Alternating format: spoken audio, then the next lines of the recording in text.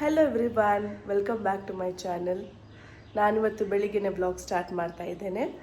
ಇವತ್ತು ಸಂಡೇ, ನಮಗೆ ಈಸ್ಟರ್ ಹಬ್ಬ ಕೂಡ ಆಗಿನೇ ನನ್ನ ಮಗಂದು 7th ಬರ್ಡೇ. ಸ್ವಲ್ಪ ಪ್ರಿಪರೇಷನ್ ಎಲ್ಲ ಮಾಡ್ತಾ ಇದ್ದೇನೆ. ಈ ಸಲ ನನ್ನ ಮಗನ ಬರ್ಡೇ ಈಸ್ಟರ್ ದಿವಸನೇ ಬಂದ ಕಾರಣ ನಾವು ಅಷ್ಟೊಂದು ಸೆಲೆಬ್ರೇಷನ್ ಮಾಡ್ತಾ ಇಲ್ಲ. ಸಿಂಪಲ್ಲಾಗಿ ಅವನಿಗೆ ಏನು ಇಷ್ಟ ಉಂಟು ಆ ಥರ ಮಾಡ್ತಾ ಇದ್ದೇವೆ. ಅವನಿಗೆ ಬೆಲೂನ್ಸ್ ಎಲ್ಲ ಹಾಕಿ ಕೇಕ್ ಕಟ್ ಮಾಡೋದಂದರೆ ಇಷ್ಟ. ಅದಕ್ಕೋಸ್ಕರ ಅವನು ಬೆಳಿಗ್ಗೆ ಏಳುವ ಮುಂಚೆನೇ ಬೆಲೂನ್ಸ್ ಎಲ್ಲ ಡೆಕೋರೇಷನ್ ಮಾಡ್ತಾ ಇದ್ದೇನೆ. ನಾನು ಇಲ್ಲಿ ಈ ಥರದ್ದು ಒಂದು ಟೇಪ್ ಆಗಿ ಸಿಗ್ತದೆ. ಟೇಪ್ ಅಂದರೆ ಇದರಲ್ಲಿ ಒಂದು ಹೋಲ್ ಇರ್ತದೆ, ಅದಕ್ಕೆ ಬೆಲೂನು ಸಿಕ್ಕಿಸಿ ನಮಗೆ ಯಾವ ರೀತಿ ಬೇಕೋ ಆ ರೀತಿ ಡಿಸೈನ್ ಮಾಡ್ಬೋದು. ಈ ಟೇಪನ್ನು ನಾನು ನಮ್ಮನೆ ಹತ್ತಿರದ ಲೋಕಲ್ ಶಾಪಲ್ಲಿ ತಗೊಂಡದ್ದು. ನಿಮಗೆ ಆನ್ಲೈನ್ ಕೂಡ ಸಿಗ್ತದೆ, ಅದರ ಲಿಂಕ್ ನಾನು ಶೇರ್ ಮಾಡಿರ್ತೇನೆ. ನಾನು ಈ ಸಲ ಹ್ಯಾಪಿ ಬರ್ಡೇ ಹ್ಯಾಂಗಿಂಗ್ಸ್ ತಂದಿದ್ದೆ, ಬಟ್ ಅದೆಲ್ಲ ಆಗ್ತಾಯಿಲ್ಲ.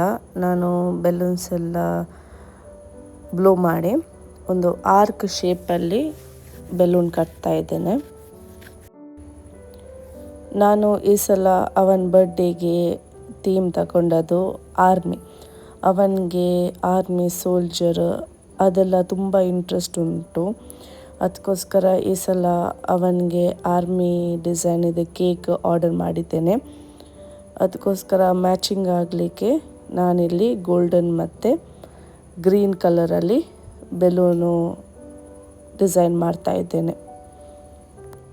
ನಾನು ನಿನ್ನೆದು ವಿಡಿಯೋ ಶೇರ್ ಮಾಡಿದ್ದೆ, ಅದರಲ್ಲಿ ನಾನು ಬಲೂನ್ಸ್ ಎಲ್ಲ ಎಲ್ಲಿ ತಗೊಂಡಿದ್ದೆ ಅಂತ ತಿಳಿಸಿದ್ದೇನೆ. ಆ ವಿಡಿಯೋ ನೋಡಿದವರು ನಿಮಗೆ ಈ ಬೆಲೂನ್ಸ್ ಆಗಿರ್ಬೋದು, ಡೆಕೋರೇಷನ್ ಐಟಮ್ಸ್ ಎಲ್ಲ ಎಲ್ಲಿ ತಗೊಂಡಿದೆ ಅಂತ ಡೌಟ್ ಇದ್ದರೆ, ನಾನು ಈ ಬಲೂನ್ಸ್ ಎಲ್ಲ ತಗೊಂಡದ್ದು ಸುರತ್ಕಲ್ನಲ್ಲಿರುವ SK ಪ್ಲಾಸ್ಟಿಕ್ ಹೌಸಲ್ಲಿ.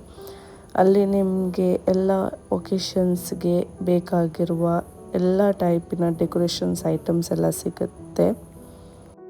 ನಾನು ಜಾಸ್ತಿಯಾಗಿ ಮಕ್ಕಳ ಬರ್ಡೇಗೆಲ್ಲ ಬಲೂನ್ಸು ಅಲ್ಲಿಂದನೇ ತಗೊಳ್ತೇನೆ. ಕ್ವಾಲಿಟಿ ವೈಸ್ ಕೂಡ ತುಂಬ ಒಳ್ಳೆಯದುಂಟು, ಪ್ರೈಸ್ ಕೂಡ ರೀಸನೇಬಲ್.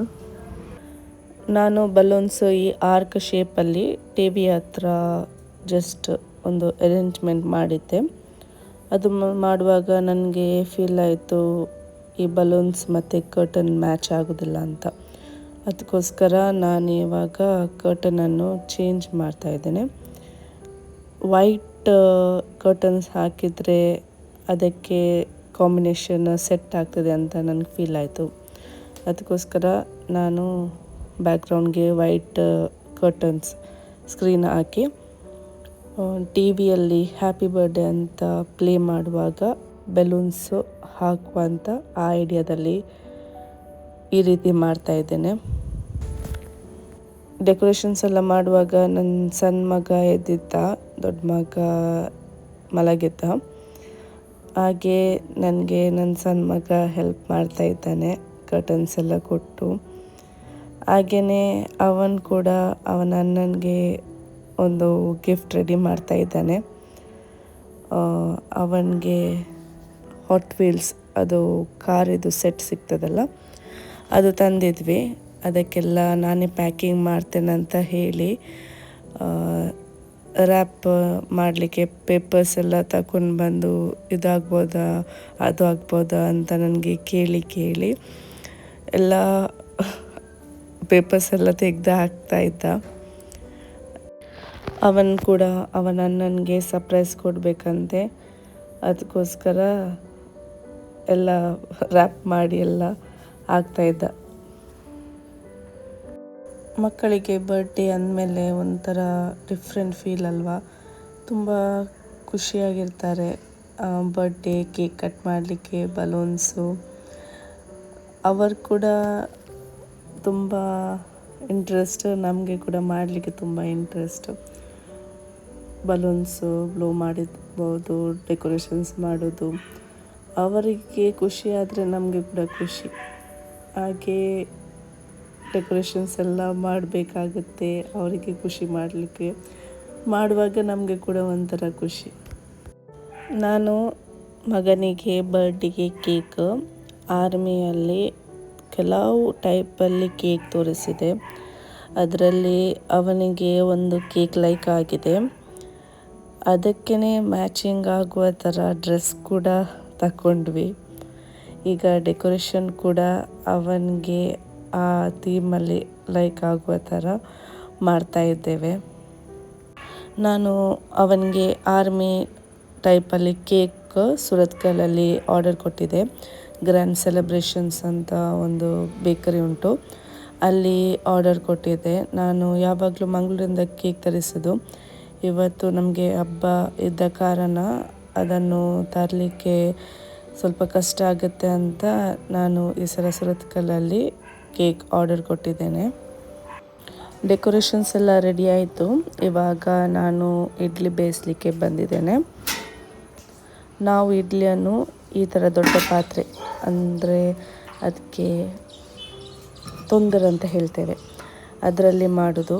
ಹಾಗೆಯೇ ಸಣ್ಣ ಸಣ್ಣ ಪಾತ್ರೆ, ಗಿಂಡಲ್ ಅಂತ ಹೇಳ್ತೇವೆ, ಅದರಲ್ಲಿ ನಾವು ಇಡ್ಲಿಯನ್ನು ಬೇಯಿಸೋದು. ನಾನು ಇವಾಗ ಈ ಕಡೆದಿಟ್ಟ ಮಂದ ಇವಾಗ ಅದು ಉಬ್ಬಿ ಬಂದಿದೆ. ಅದಕ್ಕೆ ಉಪ್ಪು ಹಾಕಿ ಚೆನ್ನಾಗಿ ಮಿಕ್ಸ್ ಮಾಡ್ತಾಯಿದ್ದೇನೆ. ನನಗೆ ಈ ಸಲ ಮಾಡಿದ ಇದು ಕೂಡ ಸ್ವಲ್ಪ ದಪ್ಪ ಅನಿಸ್ತು, ಅದಕ್ಕೆ ಸ್ವಲ್ಪನೇ ನೀರು ಹಾಕಿದ್ದೇನೆ. ಇವಾಗ ಕರೆಕ್ಟ್ ಅದರಲ್ಲಿ ಬಂದಿದೆ. ನೀರು ಕೂಡ ಚೆನ್ನಾಗಿ ಕುದೀತಾ ಉಂಟು, ತೊಂದರೆ ಕೂಡ ಬಿಸಿಯಾಗಿದೆ. ಇವಾಗ ಅದಕ್ಕೆ ಗಿಂಡಲನ್ನು ಇಟ್ಟು ಅದಕ್ಕೆ ಇಡ್ಲಿಯ ಮಂದವನ್ನು ಹಾಕಲಿಕ್ಕೆ ಉಂಟು.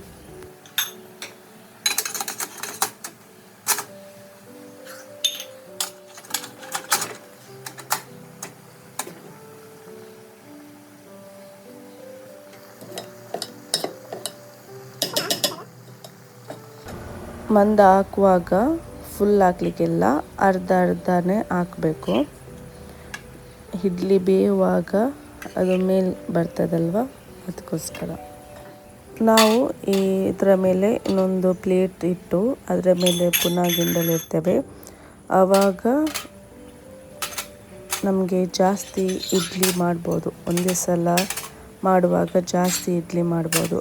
ಜಾಸ್ತಿ ಗಿಂಡಲಿಟ್ಟು ಜಾಸ್ತಿ ಇಡ್ಲಿ ಬೇಯಿಸ್ಬೋದು. ಇವಾಗ ಇದನ್ನು ಮುಚ್ಚಿ ಅರ್ಧ ಗಂಟೆ ಬೇಯಿಸ್ಲಿಕ್ಕೆ ಉಂಟು.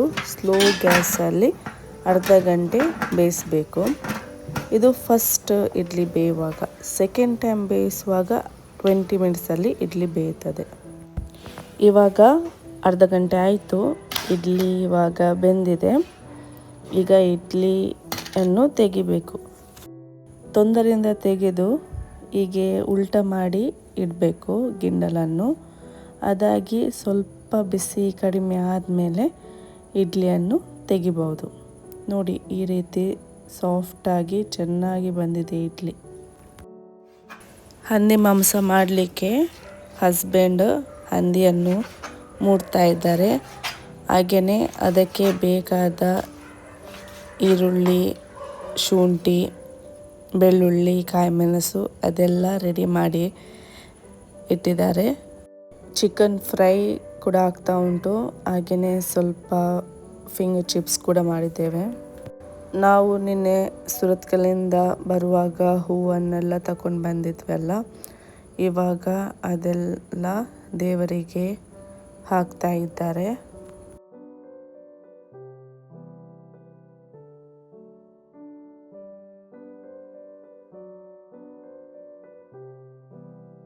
Birthday, happy birthday. Take this. Shoo. How old are you? 7. Shoo. It's ulta for me. Turn around. Turn around. Happy birthday.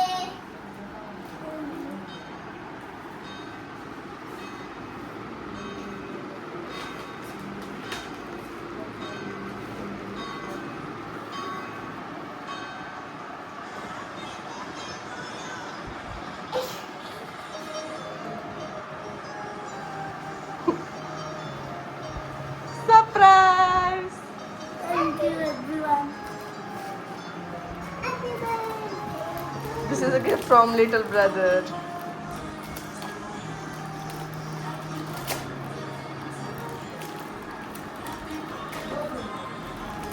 Mom, what the color car? Your little brother only packed that for you.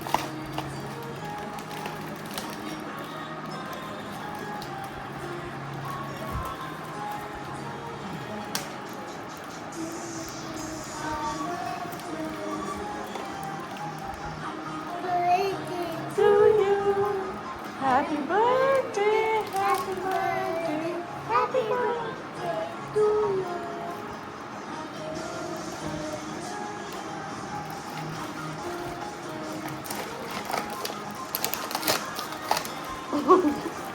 ತಾನಂದು bag ಎಲ್ಲ ತೊತ್ತೊಪ್ಪಂದು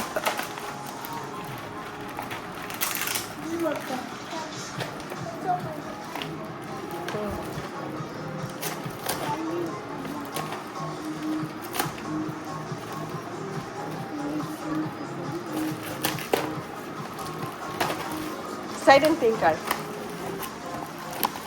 Bra.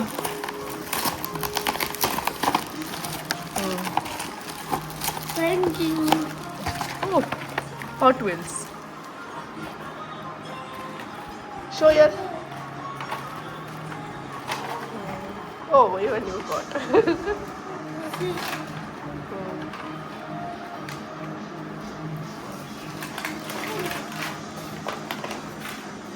Started playing.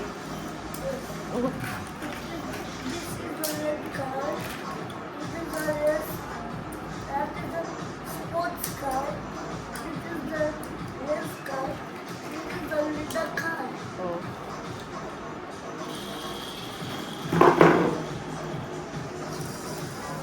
Happy birthday! ಇವತ್ತಿದ್ದು birthday special lunch menu idli rice ದಾಲ್ ಪೋಕ್ ಬಫಾತ್ salad ಹಾಗೆಯೇ carrot halwa.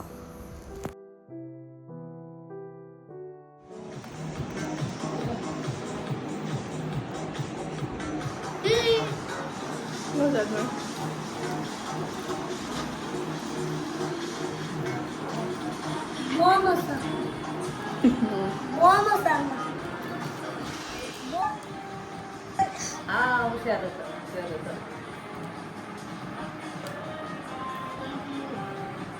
Right right right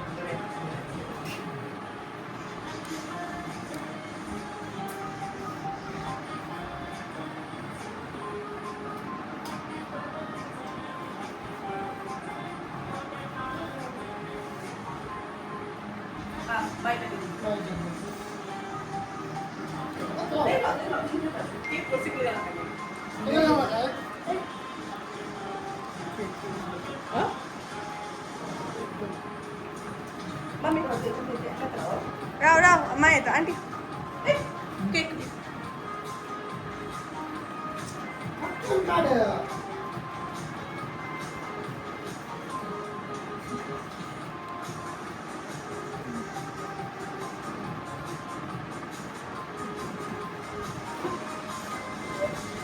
ಮೊದಲು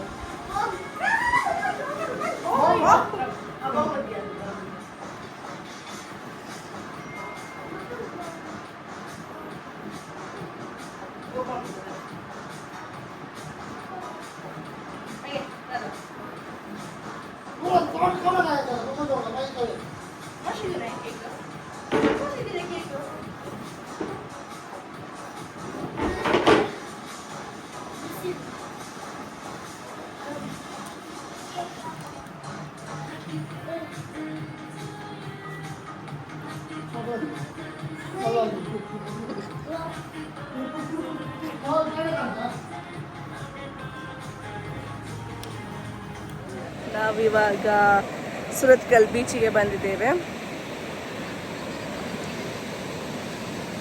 ಒಂದು ಕಡೆ ಮೋಡ ಕಾಣ್ತಾ ಉಂಟು, ಒಂದು ಕಡೆ ಹಾಗೇನೆ ಬಿಸಿಲು ಕೂಡ ಉಂಟು.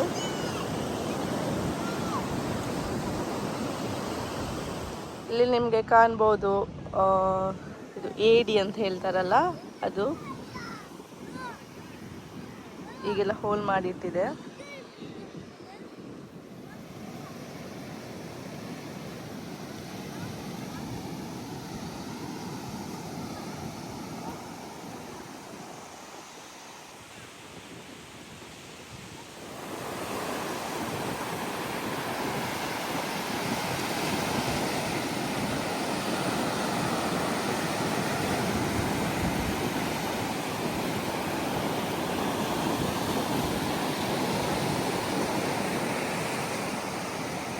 ಇಲ್ಲಿ ಲೈಟ್ ಹೌಸ್ ಕಾಣ್ತಾ ಉಂಟು.